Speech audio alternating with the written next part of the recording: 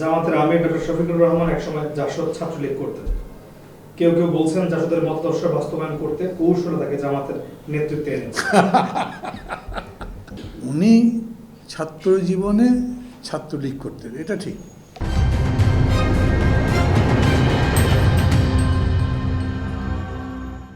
আসসালামু আলাইকুম প্রিয় দর্শক, আমি আমিরুল মোমিনিন মানিক আপনাদের প্রত্যেককে আমন্ত্রণ জানাচ্ছি চেঞ্জ টিভির স্টোরি অব দ্য ফায়ার অনুষ্ঠানে। প্রিয় দর্শক, আজকে সম্পূর্ণ নতুন একটি বিষয় আপনাদের সামনে উপস্থাপন করতে যাচ্ছি।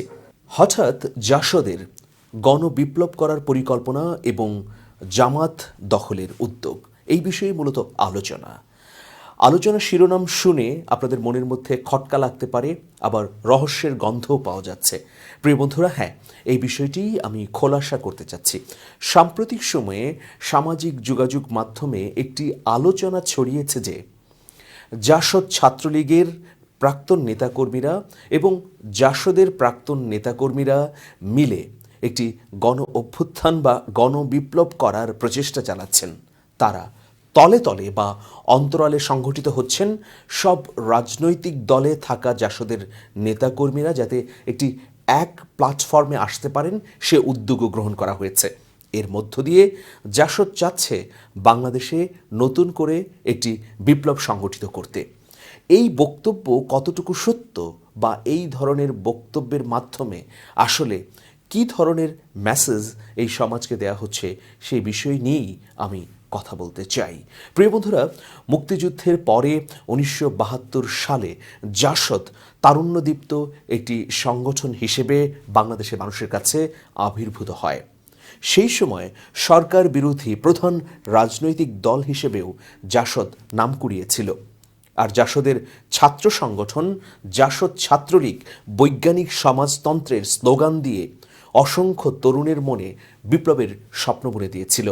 সেই সময় স্কুল, কলেজ, মাদ্রাসা, বিশ্ববিদ্যালয়ে জাসদ ছাত্রলীগের অবস্থান খুবই সুসংহত এবং শক্তিশালী ছিল।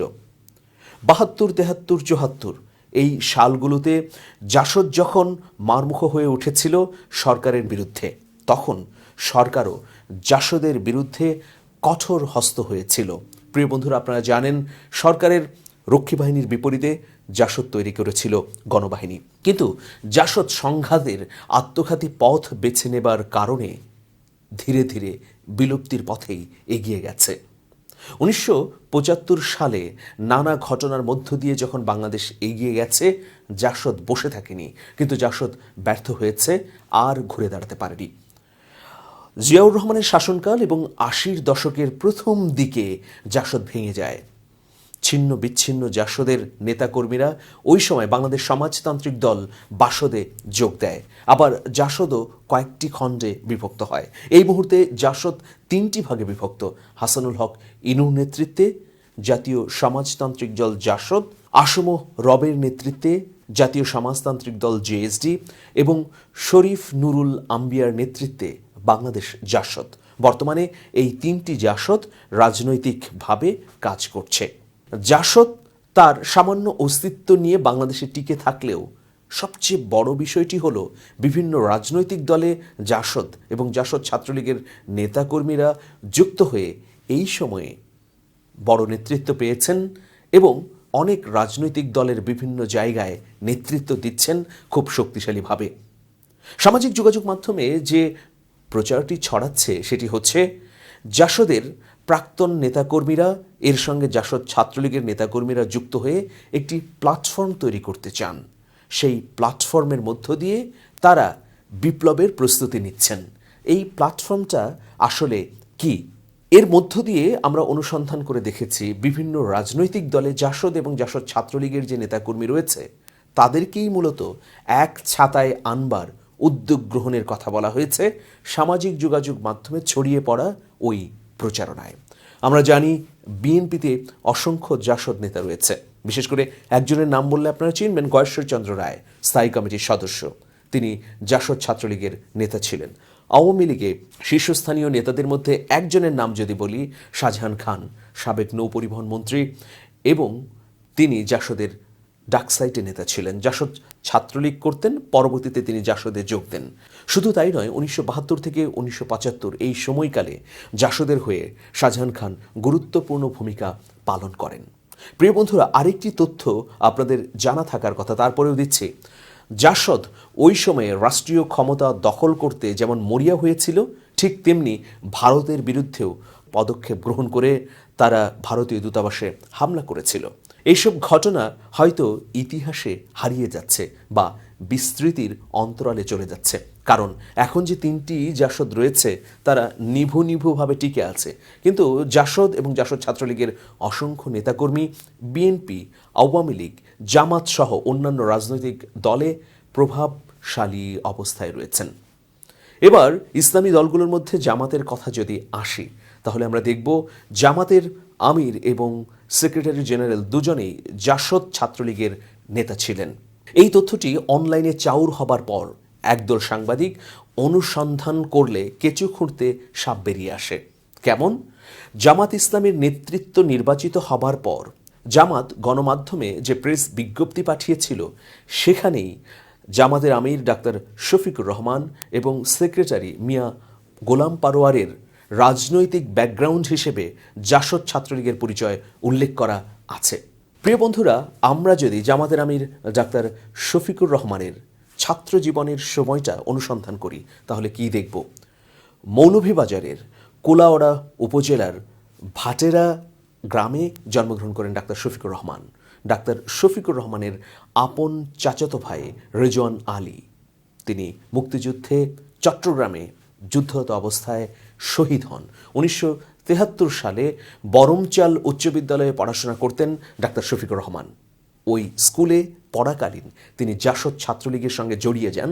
অল্প দিনের মধ্যেই এলাকায় প্রভাবশালী হয়ে ওঠেন এবং জাসদ ছাত্রলীগের সক্রিয় নেতা হিসেবে সবার কাছে পরিচিত হয়ে ওঠেন। এখন প্রশ্ন হচ্ছে, জাসদ নেতারা যদি সত্যিকার অর্থেই এক ছাতায় আসতে চান, তাহলে নিশ্চয়ই সব রাজনৈতিক দলে যুক্ত থাকা নেতাদের তারা এক করবেন, এমনটি আভাস দিয়েছে সংশ্লিষ্ট সূত্র। তবে এই তথ্যটি কতটা সত্য বা কতটা মিথ্যা, সেই বিবেচনায় আমরা যাব না।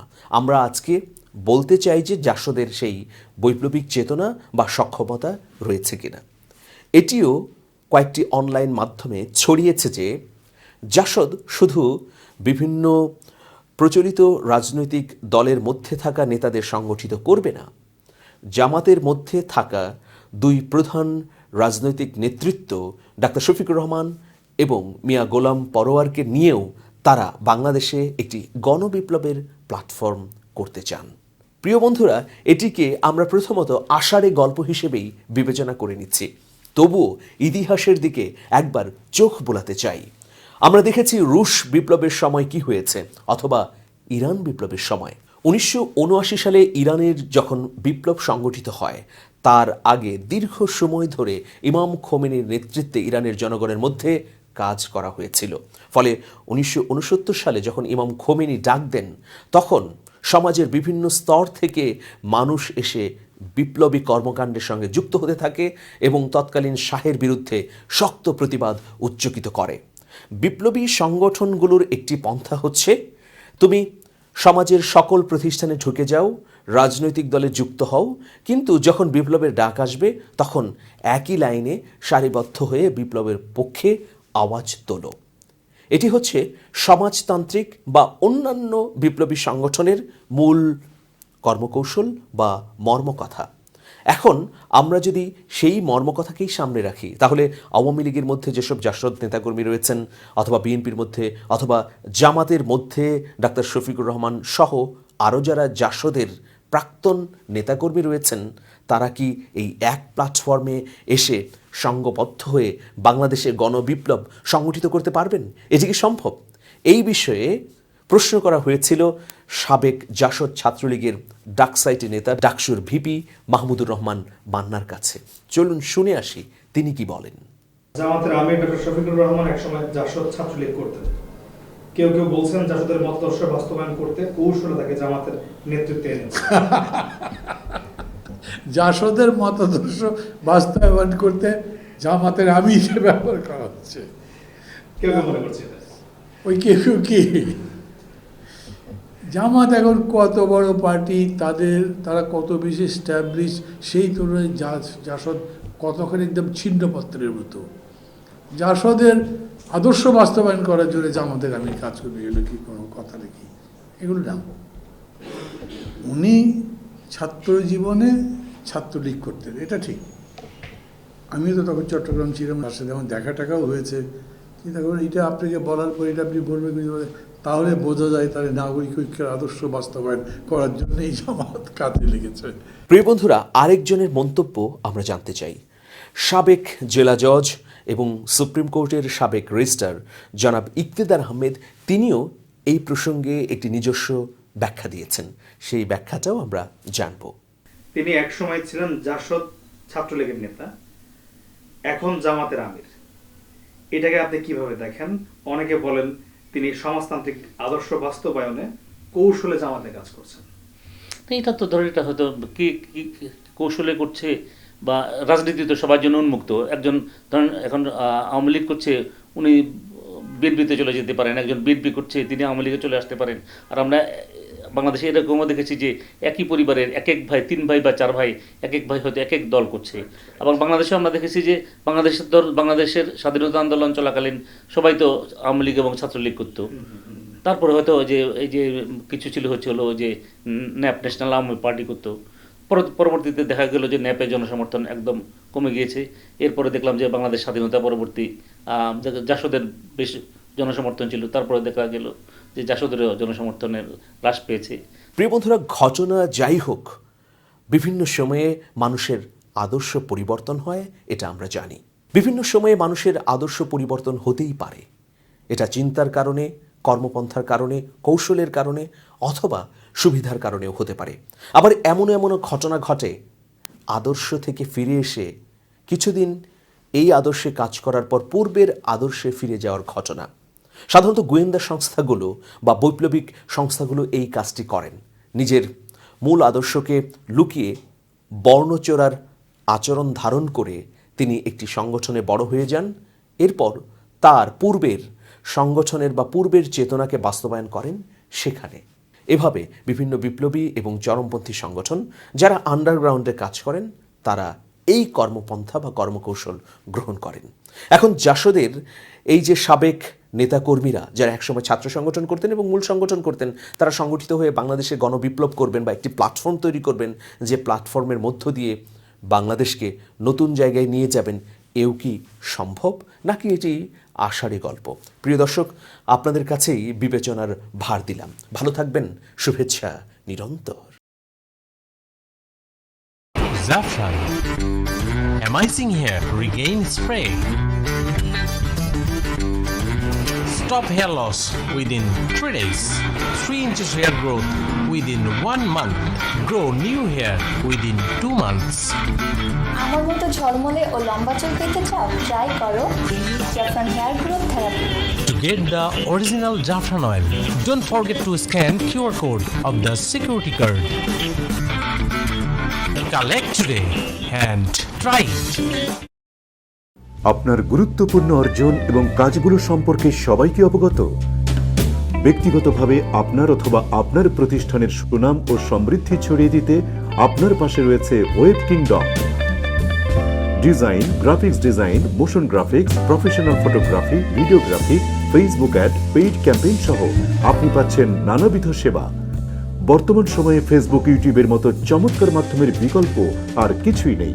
এইসব মাধ্যমে লাখ লাখ মানুষের কাছে আপনার বা আপনার প্রতিষ্ঠানের তৎপরতা ছড়িয়ে দিতে যোগাযোগ করুন আমাদের সঙ্গে এই নাম্বারে।